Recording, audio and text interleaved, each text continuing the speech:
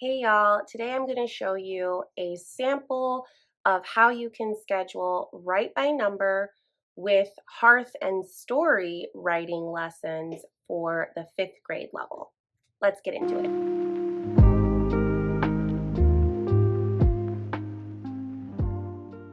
First of all, really quickly, welcome back to the channel. If you're new here, I'm Kayla. I am a second-generation homeschool mom to 4 girls.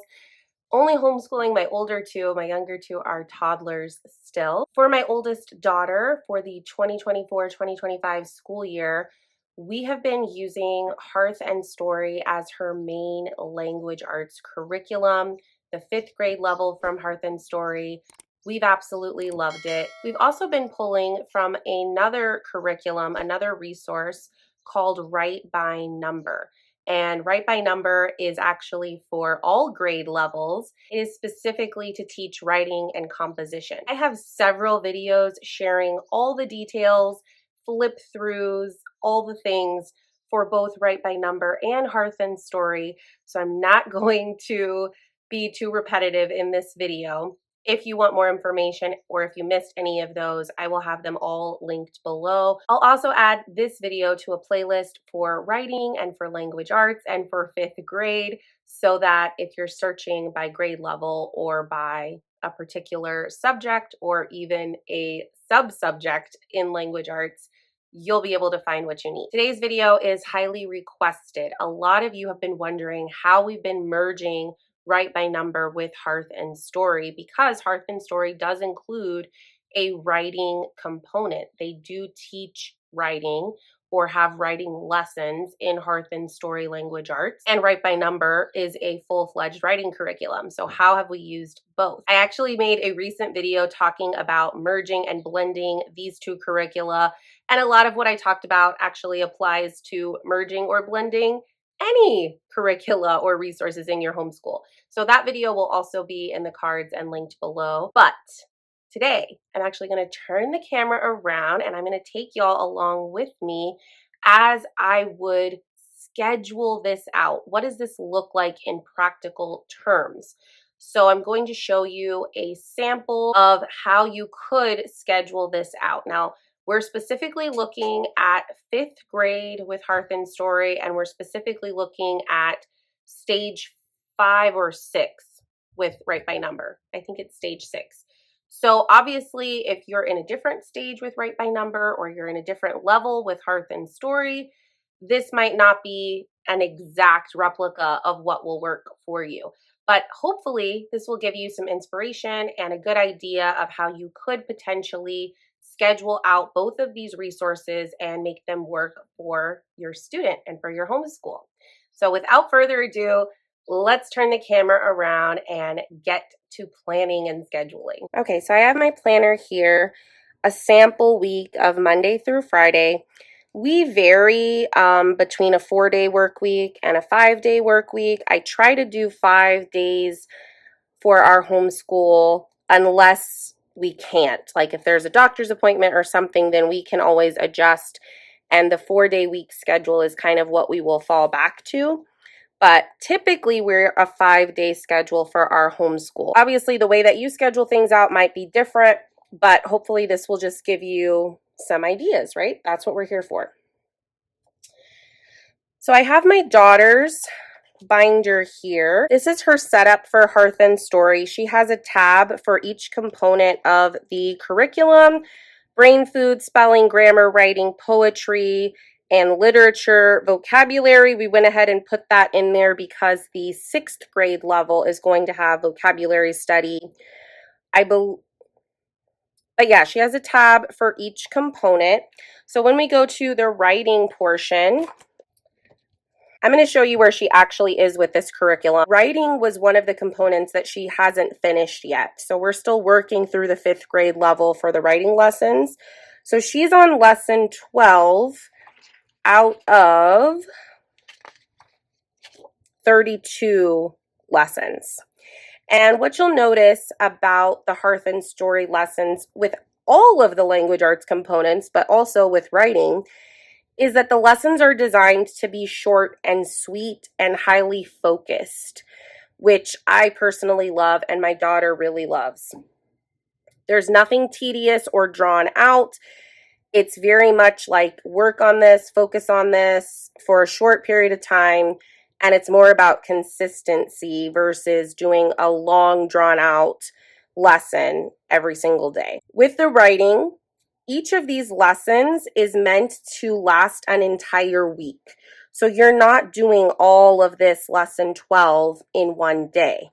You're doing it over a week, and typically what Lindsay, the writer of Hearth and Story, suggests is that this would take 2 to 3 days to cover one writing lesson. So your child's probably not even going to touch this every single day of your homeschool week unless for some reason you feel that that's necessary or you want to stretch it out even further, which is totally fine. Go at your kid's pace, schedule it however works best for your family. But the suggestion is one writing lesson per week over a period of 2 or 3 days. And we can really see how that would work out nicely, and it has been working out nicely. So the first part of lesson 12 is a journaling assignment. And then as we get into the lesson, we see that this particular lesson is going to be on a persuasive essay. They do a little review here. You've learned about 4 types of essay so far: persuasive, narrative, expository, descriptive. We are going to start a persuasive essay, and then they list these steps here. I want to make sure you can see that. They list 5 steps here. The first being brainstorm, then choose ideas and plan, write a first draft, revise, and finally step 5 is publish. And then they guide us through each of those steps. So our first step is brainstorm. It guides you through narrowing down your ideas to your top 3 options. And then our second step is planning. And so it lays out what the framework is. They give you examples of what a thesis statement looks like. And then it says, if you get stuck, you can review some of these concepts that we've already covered in the curriculum. How to plan the body of a paragraph is on page 6 in a previous lesson. Introductions is on page 8 in a previous lesson, and conclusions on page 9. So they really build in that review as your kiddo needs it. They can go back and draw from previous lessons. And then we have one more page for lesson 12, which is our planning page. So this gives them a layout where they can put their hook and their thesis statement for their introduction. This would be the first paragraph. So we have 1, 2, 3, 4, 5 paragraphs. It's a 5-paragraph essay. Here's your introduction paragraph. You need your hook and your thesis statement.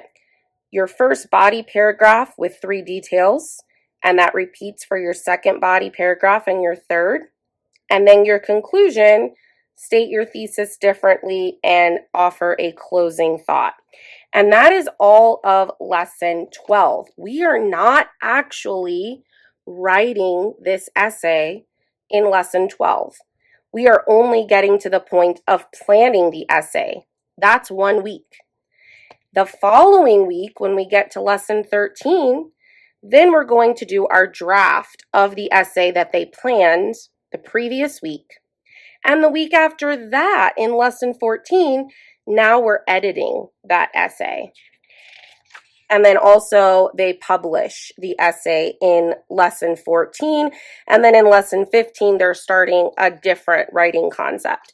So actually, over 3 lessons, 12, 13, and 14, that's how long they have to complete this 5-paragraph persuasive essay. They have 3 weeks to write this 5-paragraph essay. And this is really a good sample of how this writing curriculum works. It's rigorous material. It's very scaffolded and laid out where your child gets all the help and support that they need. It's written to the student. They have that review built in where they can go back to previous pages and refresh their memory as needed. But most importantly, it's designed to be gentle on your time.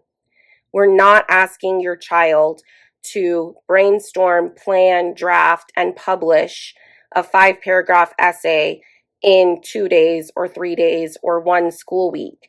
For a fifth grader, that would be asking a lot for most kids. Maybe your kid's totally fine doing that. My kid really loves that this is a more minimal time constraint and is a lot gentler in that way. So my daughter is on lesson 12. This is what I'm going to be scheduling out with Write by Number in this sample schedule for you. So we will put that to the side for now.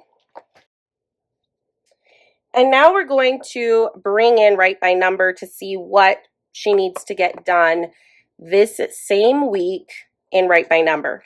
So I have my teacher's guide. She is currently working in stage 6 of this 12-stage program. And stage 6, they are working on a 1, 2, 3, 2, 3 paragraph. So this is not an essay, right? It's just a paragraph. And they're also learning SP 1 through 6. SP is sentence pattern. So they're going to be learning these sentence patterns right here. The first is they need to use a vivid active verb in their sentence. Second is ask a question. Third is write an exclamatory sentence. Fourth, open with an adverb. 5, open with a prepositional phrase. And 6, write a sentence in which the verb precedes the subject. So the sentence patterns in Write by Number are designed to show your kiddo and your student how to vary their writing, how to vary the sentence structure that they're using in their writing to keep their writing interesting and fresh, and it is the opposite of repetitive. This is my teacher's guide, so it runs me through all of the goals for this stage. It doesn't give you a schedule. That's not how Write by Number works. It's not designed in a way where it tells you this is how much you should cover in a day, or this is how much you should cover in a week, or a month, or even an entire grade level. It's designed for you to work with your child at their own pace. So it's up to you how you schedule this out. Now, for each stage, there's going to be certain assignments, and they will have a chart for those, a list of those for you. And then you can decide, how long do we want to take to finish stage 6? That's going to depend on the ability of your child, the age of your child, when they're starting this stage. If you have an older kid who maybe they're already in middle school or high school, you're going to want them to finish all of these stages relatively quickly because you want them to finish the whole program in a shorter amount of time. But there are 12 stages, and theoretically, you could take 12 whole years, first grade to 12th grade, and do one stage a year. It's really up to you. So here are some examples for our sentence pattern. Number 1. And they kind of say, hey, this is a tricky sentence pattern to edit. Here's some things to look for. Here's a lot of different examples of incorrect and correct and why, the explanation. They have a whole list of those. Then we actually get into our assignments for stage 6, lesson 1. So they give us 3 exercises. The first is write one sentence pattern, number 1, in your notebook. Have your teacher edit it, then write it correctly. Number 2, write another one and have that one edited. Number 3, repeat this until your teacher says you are ready to begin stage 6 assignments. So this is kind of the initial beginning of stage 6. We're just wanting them to master that first sentence pattern. Use a vivid active verb. It's just writing sentences. So for your average 5th grader, 6th grader, hopefully this is not going to be something that they sweat over very much. They also, in every stage and for every assignment, they will give you a fast track option where you can accelerate the process. If your kiddo is older, more advanced, they get the concept relatively quickly, you want to move them through at a faster rate, you have that option. So this is all of lesson 1. And then we go to sentence pattern 2, lesson 2, and there's several assignments for that. And then sentence pattern 3, several assignments for that. Sentence pattern 4, same thing. Sentence pattern 5. So you can really see how sentence pattern 6, you can really see how this can be stretched out. So for all of stage 6, we have this whole list of potential assignments.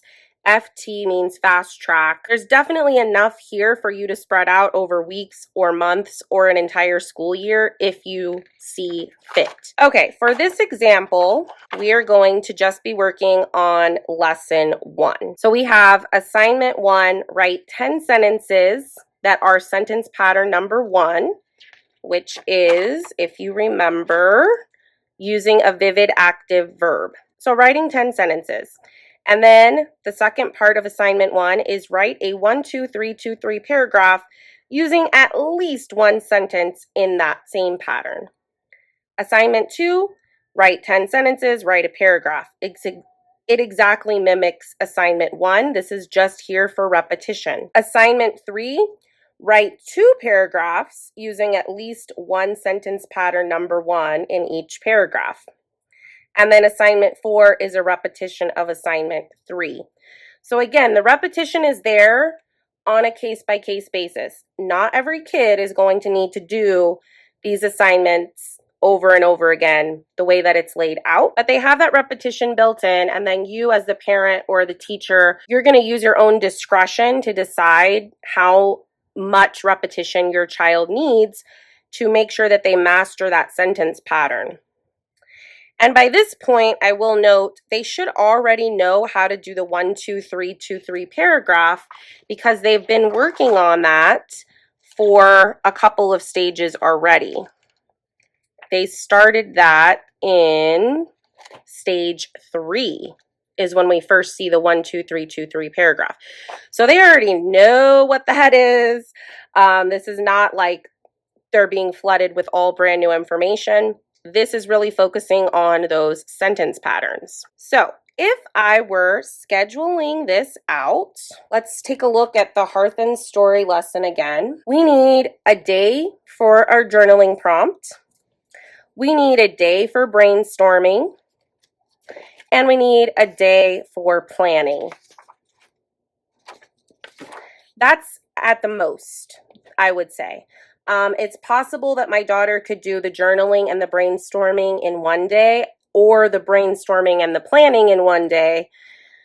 I think that's actually what I'm going to do. I'm going to do journaling one day, brainstorming and planning on the second day. So that means I only need 2 days out of our school week to work on the Hearth and Story writing lesson. So I have this box labeled 5th for my 5th grader, as she was for most of this level. She's transitioning to 6th grade. So I'm going to put HNS journal, and I'll write the lesson number. It's number 12. Could have written that a little smaller. Okay. HNS brainstorm plan. So that takes care of all my writing assignments with Hearth and Story for the week. So then we're going to bring in write by number, and we are going to try to do at least one assignment this week. That is what I typically go for. So that means she needs to be writing the 10 sentences and the 1 paragraph. Additionally, since she just started stage 6, it probably is smart for us to have a day where we review what exactly they're looking for and have her read the lesson in the student book, which I'll go ahead and show you really quickly so that I get so many questions. Do you need the teacher's guide and the student book? How are they different? They're very different. In my opinion, you absolutely do need both. So the student book is written to the student. It says in stage 6, this is what you will do. And it introduces it in much simpler language for a student to understand. They introduce the sentence patterns, and then it says lesson 1, here's sentence pattern 1. And then it has a list of vivid active verbs to give them some inspiration, and a list of sentence pattern number 1 examples, student samples, and then it just goes into the instructions for the assignment. So it says write one sentence pattern 1 in your notebook first, write another one, and then we go into the 10 sentences and the paragraph. I'm not going to have her do just one sentence in isolation. I feel like she's ready to jump into assignment 1 without this preliminary exercise to kind of get her warmed up. I love that they include these because you can really ease your child in, but I just don't feel it's necessary for this particular student. So we're going to go ahead and skip to assignment 1. And then the student book will go through each of the lessons, which is basically each of the sentence patterns. And it's all color-coded. The text with the sentence pattern matches the number on the right side so that you can see exactly how many sentence patterns you've learned. And there's plenty of examples and lists here to help your kiddo out. Look at this giant list of prepositions for sentence pattern 5, lesson 5. Okay, so that just kind of gives you an idea. Let's go back to assignment 1. So yeah, we have 10 sentences and we have a paragraph, and then maybe we'll have a day where we are reviewing expectations. So what I'll do is I will do intro. Well, I need to write what it is first. Jumped ahead of myself a little bit. Okay, so I always write WBN for write by number. And I'll do intro number 6. And so what that means to me is this is the day that we're going to go over the student text, the lesson. We're going to read it together, and I'm going to ensure that she understands the expectations and the new concepts completely. That's all we're going to do on this day. We're not going to actually do any writing. We're just going to read together the material. And then on Thursday, she's going to do her 10 sentences. And then on Friday, she can do that 1, 2, 3, 2, 3 paragraph. And we'll write that this is pattern number 1.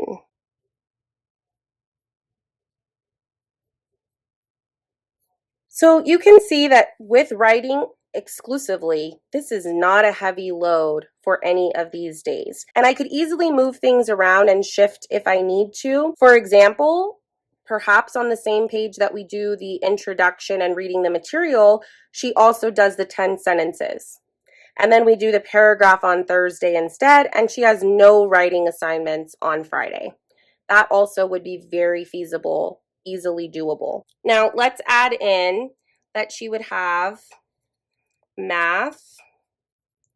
Typically, we only do math 4 days a week, so not on Friday. And then same thing with spelling. This is not our current schedule for the summer, but this gives you a good idea of what a typical schedule would be like if we were in the middle of the school year. No spelling on Friday. And then she has the other components with Hearth and Story, right? And I actually keep this handy because this tells me for a 4-day week or for a 5-day week how I need to split up the other components for Hearth and Story. So if I wanted her to do 3 grammar lessons, I could do grammar. And remember, all the Hearth and Story lessons for each component are meant to be short and sweet. So none of them are very time consuming. 1 writing lesson, which we already spread over 2 days. This says 5 spelling lessons. We never need 5 whole days to complete the spelling. I always do it in 3 or 4 days. That's just us. Spelling comes very easily and naturally to my daughter. 1 poetry lesson, 1 brain food lesson. We'll put that over here.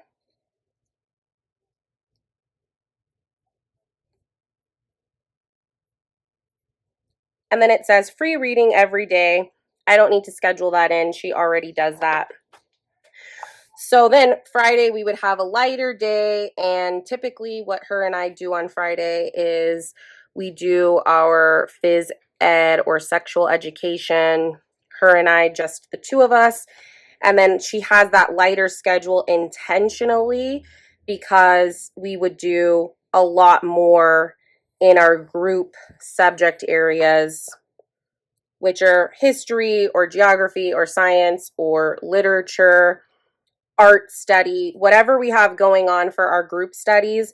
The hands-on things, the time-consuming things typically happen on Friday, whereas the rest of the days we're doing more reading. So just for the fun of it, we could say that on Monday for history, we're doing our intro to the lesson. Then on Tuesday, we're doing our reading. And then on Wednesday, we're doing a review and writing for it. That works out really well because she doesn't have any actual writing on Wednesday in her language arts. We're just doing the introduction to the write by number stage. And then for science, usually I offset science with the other group subject so that we don't have too much on one day. So we would start our science reading here and do more science reading here, and then our experiment on Friday. And then I would say art study or craft also happens on Friday, usually coinciding with whatever we're covering in history or geography or literature. Typically, we're going to have a read aloud or an audiobook going for a little bit each of these days. And I apologize, my handwriting is very messy, but usually I'm neater. I'm just trying to get this laid out as quickly as possible. And then our heart time varies every day. So I'm just filling in the whole sample week for my one daughter. Now, obviously, my second daughter is participating in a lot of this, but just to give you an idea of what the load is for my fifth grader this past year specifically. Each morning we start with our heart time. We're going to have a faith-based discussion with our daily text every single morning. We have a manners study that we cover on Monday and review on Friday. We have working out 3 times a week. We have a Spanish lesson once a week. We have a faith-based study for our weekly meeting that we have with our faith community once a week. Any one of these given heart time, as I call it, or morning time sessions is going to last 30 minutes to 45 minutes. Our group studies that we do in the afternoon are typically an hour to 2 hours at the most. And then for her core subject areas, which a lot of this she's doing independently, but some of it she's doing with me, I try to keep about 40 minutes or less for language arts and up to an hour for math. So let's kind of estimate how long all of this is going to take for her core subjects. On Monday, she's going to do her journaling. I'm thinking 15 or 20 minutes. Spelling usually takes us about 10 minutes. Brain food usually takes her about 10 minutes. So that's 10, 20, 35 just about for English language arts. And then her math would be a separate time block for about 45 minutes to an hour. On Tuesday, brainstorming and planning, that's probably going to take a little longer, probably 30 minutes. Spelling, another 10 minutes. Poetry study, about 15 minutes. So we're just under an hour for language arts on Tuesday, and then her math again is that separate hour or less. Wednesday, to go over the introduction material in Write by Number with her, I'm thinking it's going to be about 20 or 30 minutes. Spelling, 10 minutes, maybe less. Usually by this point in the week, the words are coming a lot faster and easier because we've already reviewed them a couple times. Grammar lesson, probably another 15 minutes. So again, we're just under an hour for language arts on Wednesday. On Thursday, writing 10 sentences, it's probably going to take about 15, 20 minutes. Spelling, again, 10 minutes. Grammar, probably another 10-15 minutes. So this is going to be a shorter language arts day, which is just the way I like it because we have more faith-based studies that tie in a lot of language arts components like reading and comprehension and discussion on Thursdays specifically. So all in, we're looking at 35 to 40 minutes for language arts on Thursday. On Friday, she's doing one paragraph. That's probably going to take about 20-30 minutes. Physical education is something her and I sit down to do together, probably another 15-20 minutes, and then grammar, another 10-15 minutes. No math on Friday, and once again, we're at about an hour, probably a little less, probably more like 45-50 minutes for her language arts on Friday, which gives us more time to do some hands-on learning and some experiments or crafts or whatever in the afternoon. So you can kind of see the time blocks laid out. The heart time block, the language arts time block, the math time block, and then our group subject time block in the afternoon. This is what a very typical, very average week looked like for 5th grade in the 2024-2025 school year for my oldest. And this is exactly how we have been tying in Hearth and Story and Write by Number together as writing curricula for my oldest daughter. And I just hope that you can see how relatively easy and simple this can look. Thankfully, both of these resources have that flexibility built into them, which makes them highly blendable, and they just play really nicely with other things, other curricula. They play really nicely with each other. Thank you so much for watching, y'all. If you found this video to be helpful, informative, please give it a thumbs up, share it with your friends. Let me know in the comments below if you have any additional questions about Write by Number, Hearth and Story, or anything homeschool related. I will see y'all in the next one. Happy homeschooling.